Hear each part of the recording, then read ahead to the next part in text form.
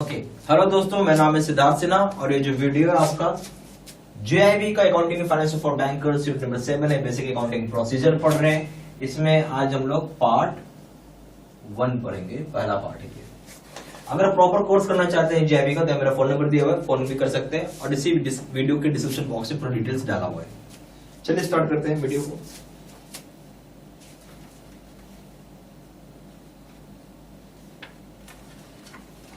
तो इसमें बोला गया है जब अकाउंटिंग प्रोसीजर में कई प्रोसीजर है, कई स्टेजेस होती हैं। एक रिकॉर्डिंग स्टेज होता है सबसे पहला, तो हम लोग लिखेंगे 8 रिकॉर्डिंग स्टेज पे क्या काम है हमारा।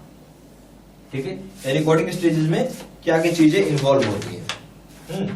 हम बोल सकते हैं रिकॉर्डिंग स्टेज पे क्या क्या चीजें इन्वॉल्व होती है। जैसे कॉस्ट कंसेप्ट, उसके बाद है realisation concept, money measurement concept, dual aspect concept, business entity concept, historical records concept. ये जो मैं नाम ले रहा हूं ना, भारी भरकम नाम जो सुन रहे हैं आप, इन सभी के बारे में हम लोग पढ़ेंगे डिटेल्ड में। चिंता मत करिए, अभी खाली आप लिखते चलिए। तो पहला हो गया कॉस्ट कंसेप्ट आपका, दूसरा हो गया रियलाइजेशन कंसेप्ट, तीसरा हो गया मनी मेजरमेंट कंसेप्ट,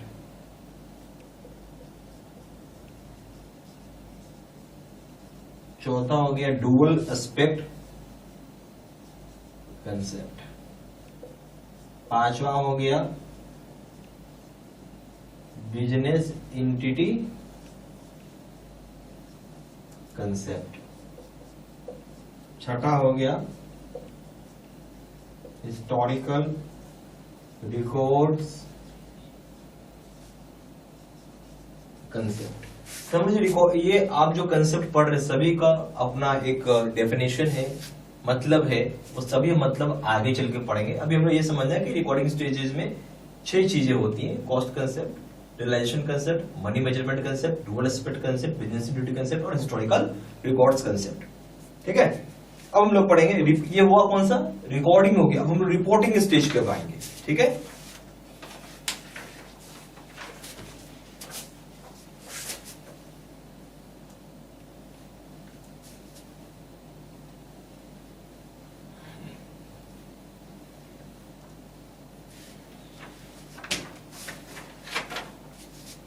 दूसरा देखिए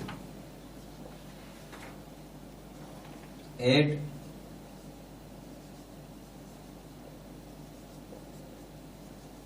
रिपोर्टिंग स्टेज।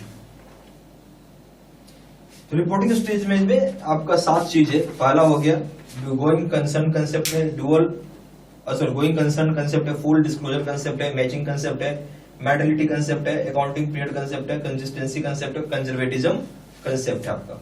ये 7 चीजें हो जाएंगी इसके अंदर। आप बोल सकते हैं इन्वॉल्व्स। तो सबसे पहला है गोइंग कंसर्न कंसेप्ट, दूसरा है फुल डिस्क्लोजर कंसेप्ट, तीसरा है मैचिंग कंसेप्ट, चौथा है मैटरनिटी कंसेप्ट, मैटरनिटी कंसेप्ट, पांचवा है अकाउंटिंग पीरियड कंसेप्ट,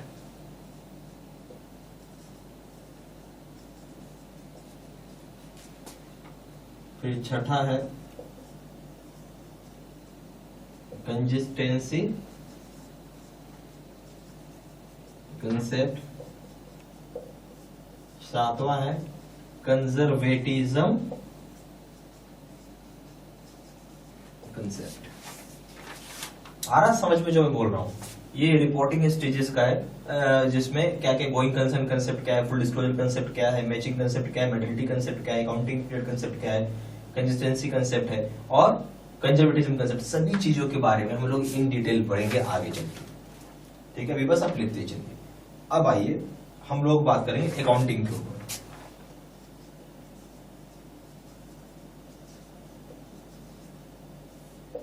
अकाउंटिंग सब क्या समझते हैं? अकाउंटिंग हम बोल सकते हैं एक लैंग्वेज होता है, बिजनेस करने का एक लैंग्वेज है, बिजनेस का एक लैंग्वेज है जहां बिजनेस हाउस नॉर्मली कम्युनिकेट करती है। अकाउंटिंग क्या है? बिजनेस का एक भाषा है, लैंग्वेज है बिजनेस का, जिसकी वजह से बिजनेस हाउस कम्युनिकेट करती है।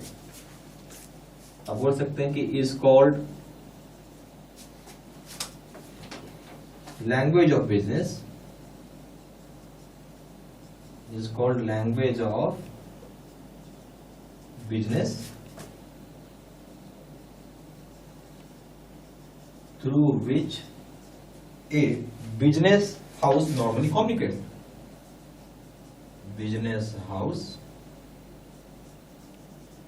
normally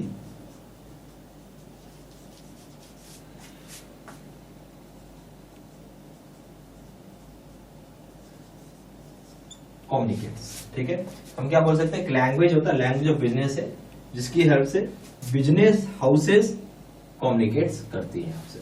ठीक है, ये सारा पॉइंट प्लीज लिखते चलिए। अब हम लोग पढ़ेंगे कॉस्ट कंसेप्ट। ठीक है, याद है अभी हम लोग सबसे पहले क्या पढ़े थे? रिकॉर्डिंग स्टेज पे अभी हम जो मैंने लिखवाया, देखिए रिकॉर्डिंग स्टेज में सबसे पहला पॉइंट लिखवाया था मैंने कॉस्ट कंसेप्ट। अब हम लोग उसके बारे में पढ़ेंगे, ये सारा पॉइंट लिखते चलिए।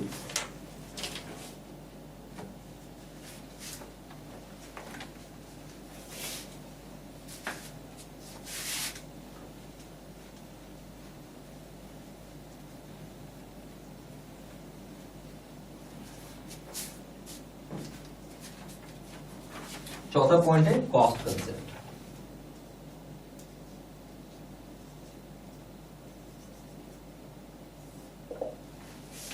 तो कॉस्ट कंसेप्ट क्या बोलता है? हर एक बिजनेस ट्रांजैक्शंस को रिकॉर्ड किया जाता है बुक ऑफ अकाउंट्स में कॉस्ट प्राइस पे। तो क्या होता है? हर एक बिजनेस ट्रांजैक्शन, हर एक बिजनेस ट्रांजैक्शन को हम रिकॉर्ड करते हैं बुक ऑफ अकाउंट्स में कॉस्ट प्राइस के ऊपर। ठीक है, याद रखिएगा बात, किस पे रिकॉर्ड कर रहे हो आप? कॉस्ट प्राइस पे रिकॉर्ड कर रहे हो। तो आप लिख सकते हैं यहां पे बात कि every business transactions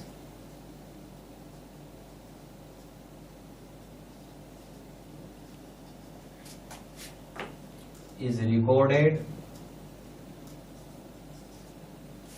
in the book of accounts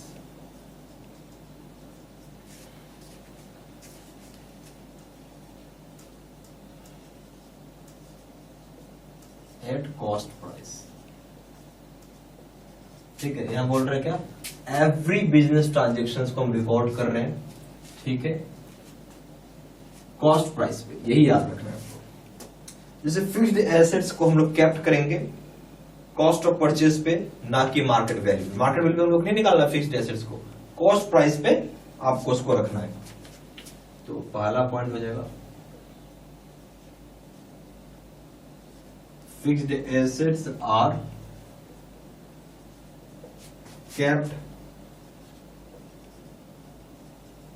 at the cost of purchases and not their market value। तो फिक्स्ड एसेट्स को हम लोग कॉस्ट ऑफ परचेज पे रखेंगे, ठीक है, एक कॉस्ट प्राइस पे, ना कि यहां पे ध्यान दें नॉट मार्केट प्राइस पे, नॉट मार्केट वैल्यू पे। फिर हर एक ट्रांजेक्शन्स को हम रिकॉर्ड करते हैं प्रेजेंट वैल्यू पे, ना कि फ्यूचर वैल्यू पे। याद रखिएगा, एवरी ट्रांजेक्शन्स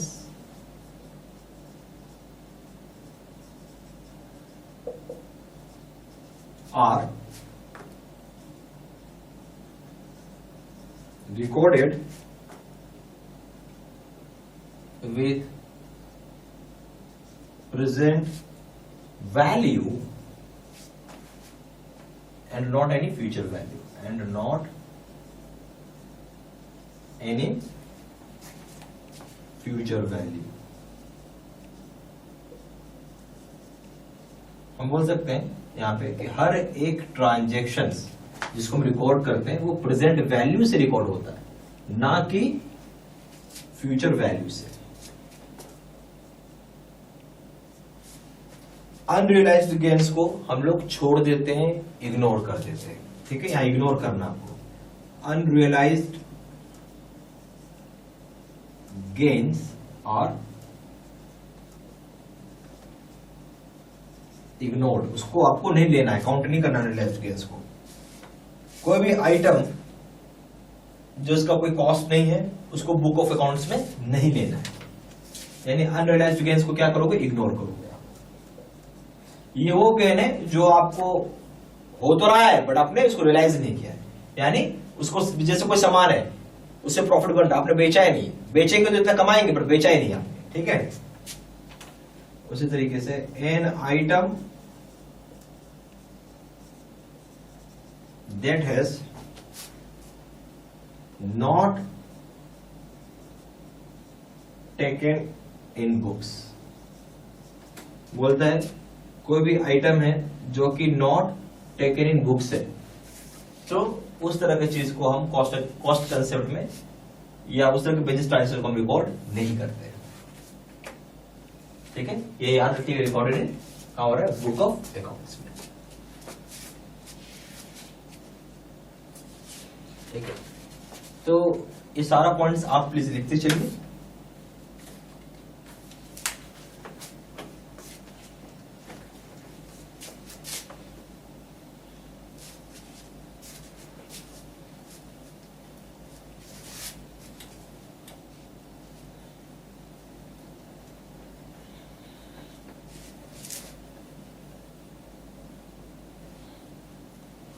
अब आइए पढ़ेंगे money measurement concept.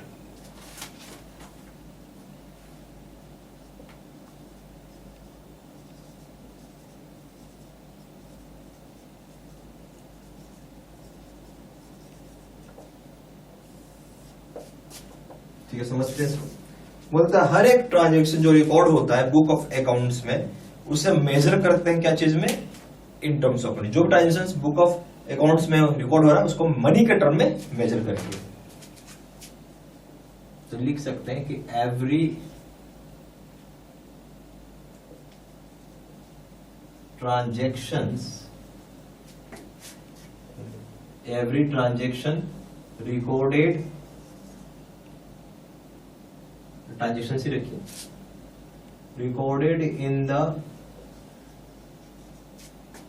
Book of accounts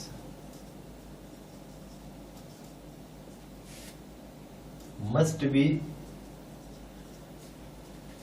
measured in terms of money.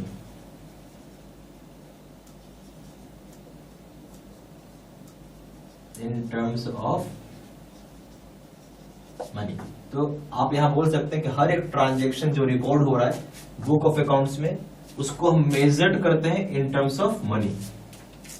फिर सारा ट्रांजैक्शंस को हम कन्वर्ट करेंगे एक कॉमन फॉर्म जिसका नाम होता है मनी में। बोल सकते हैं कि all transactions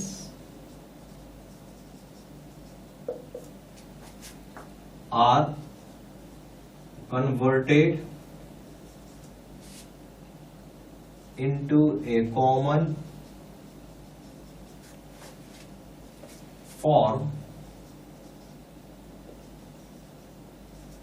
which is money. जितना भी ट्रांजेक्शन्स हो रहा है उसको हम क्या करेंगे, कन्वर्ट करते हैं एक कॉमन फॉर्म में। कॉमन फॉर्म क्या है, वो पैसा है। याद रखिएगा सारी बातें। ठीक है, तो आज के लिए हम लोग इतना ही रखेंगे और सारा पॉइंट्स प्लीज कॉपी में अपना नोट डाउन करते चलिए।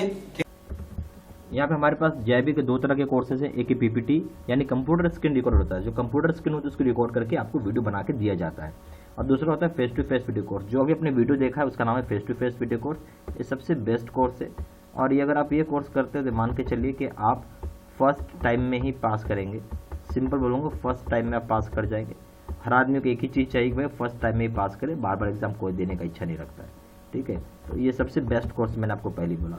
मैं यही बोलूँगा यही कोर्स आप करें, सबसे रिकमेंड करूँगा ये कोर्स करने के लिए। सबसे ज़्यादा सेलिंग, पावरफुल, अब बेस्ट कोर्स तो खैर है ही, क्योंकि अगर पास करे फर्स्ट टाइम तो इससे बढ़िया क्या होगा। दोनों कोर्स में कंपेयर करें, दोनों जगह वीडियो लेक्चर कोर्स है, दोनों जगह केस स्टडी की वीडियो है। यहाँ पे 6000 से क्वेश्चन बैंक है, 13500 क्वेश्चन बैंक है। यहाँ पे 30 मॉक टेस्ट है और दोनों जगह रिविजन नोट्स है। वैलिडिटी की बात करें, वैलिडिटी जो है लाइफ लॉन्ग है, जब तक पेपर क्लियर नहीं होगा तब तक कोर्स कर सकते हैं। पेपर 1 प्रिंसिपल्स करेंगे दाम है 600 रुपये, यहाँ 1200 रुपये। पेपर 2 करेंगे इसका दाम 800 रुपये, यहाँ पे 1500 रुपये। पेपर 3 करेंगे इसका दाम है लीगल, इसका दाम है 600 रुपये, इसका दाम है 1200 रुपये। और कॉम्बो पे करेंगे यानी तीनों पेपर एक साथ मिला के करेंगे इसका दाम है 1500 रुपये, और यहाँ पे दाम है 3000 रुपये। ज़्यादा जानकारी के लिए फ़ोन कर सकते हैं। फ़ोन नंबर हो जाएगा 4 times 9685127। दूसरा नंबर है 7827546946। वेबसाइट में जाकर डायरेक्टली ऑनलाइन ऑर्डर प्लेस कर सकते हैं। वेबसाइट हो जाएगा www.jbcibstudymaterial.com। ईमेल आईडी हो जाएगा seatsena3@gmail.com। ये सारी इन्फॉर्मेशन मैंने इसी वीडियो के डिस्क्रिप्शन बॉक्स में भी डाल दी है। ठीक है, थैंक यू वेरी मच।